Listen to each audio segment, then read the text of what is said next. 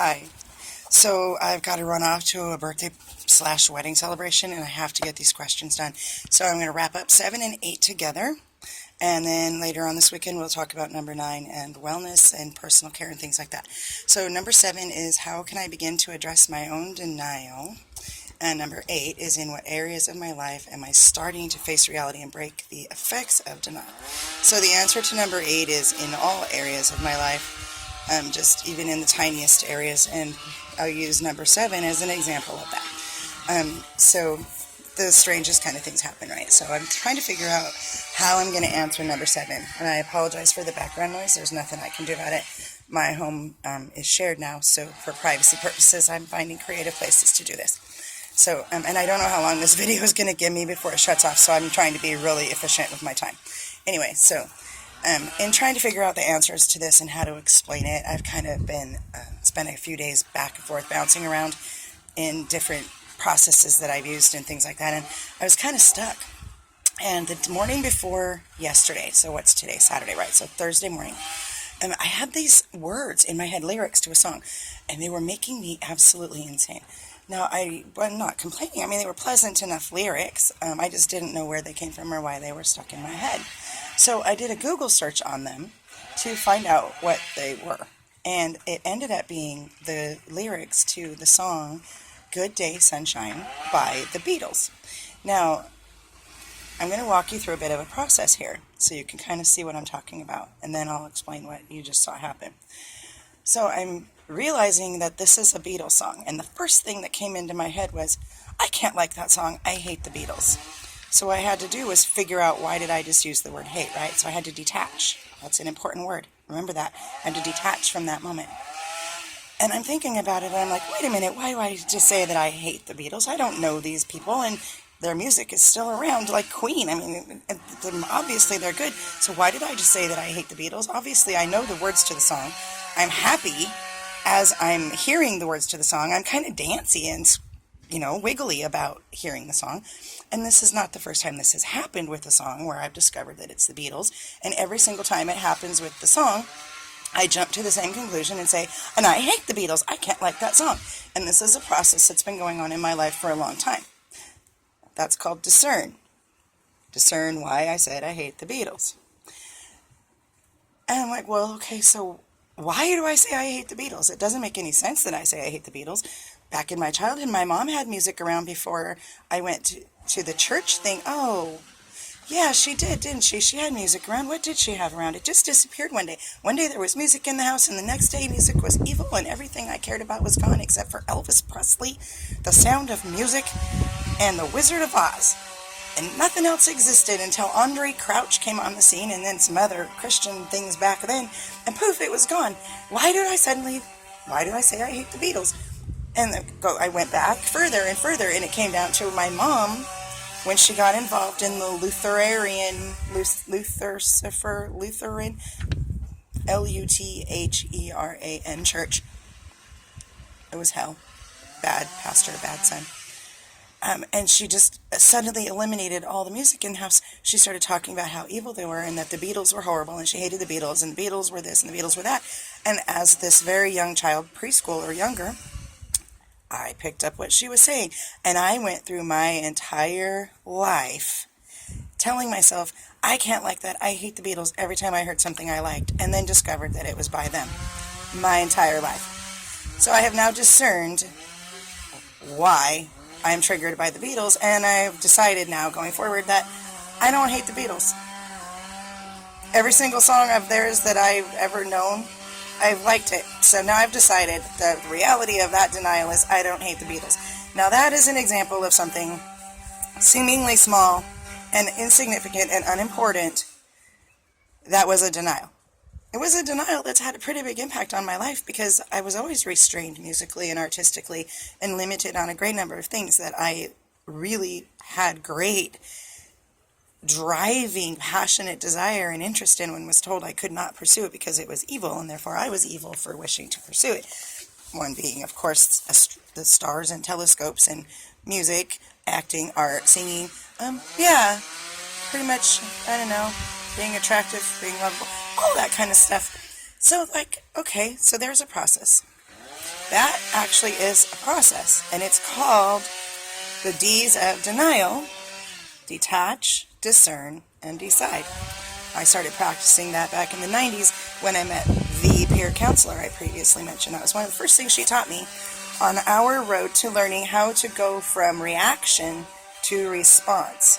And that is what is involved in that process.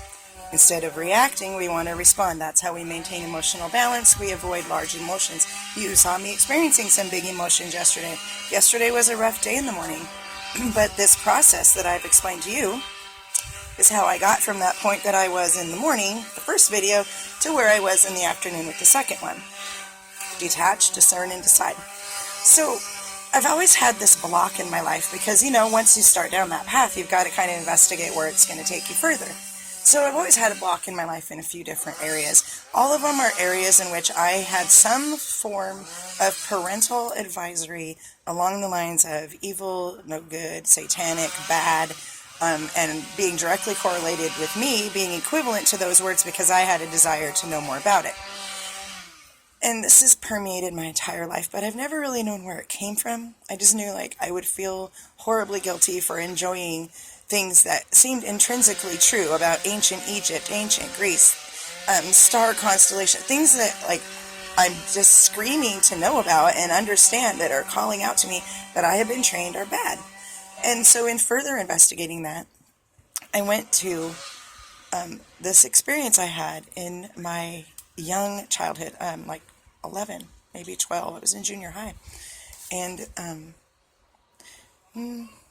around there, because this movie was in the early 80s. Craig T. Nelson and Jo Beth Williams did a very, very good and terrifying horror movie called Poltergeist. I don't like horror movies. I have plenty of terror in my own head I can draw upon anytime I wish to be scared. And I don't wish to be scared. So I don't draw upon them. But I have these sisters that acquired me to keep me alive and save me from myself. Father sent them to me so that I couldn't die. It was just part of keeping me alive, is they wouldn't let me die. So they've done very good at it, I must add, and I appreciate them greatly. But they did make me do things I didn't want to do, and some of those things involved movies that I really had an interest in knowing about, but all of those parental advisory words would scream at me that I was a horrible, bad, nasty, evil person for being interested.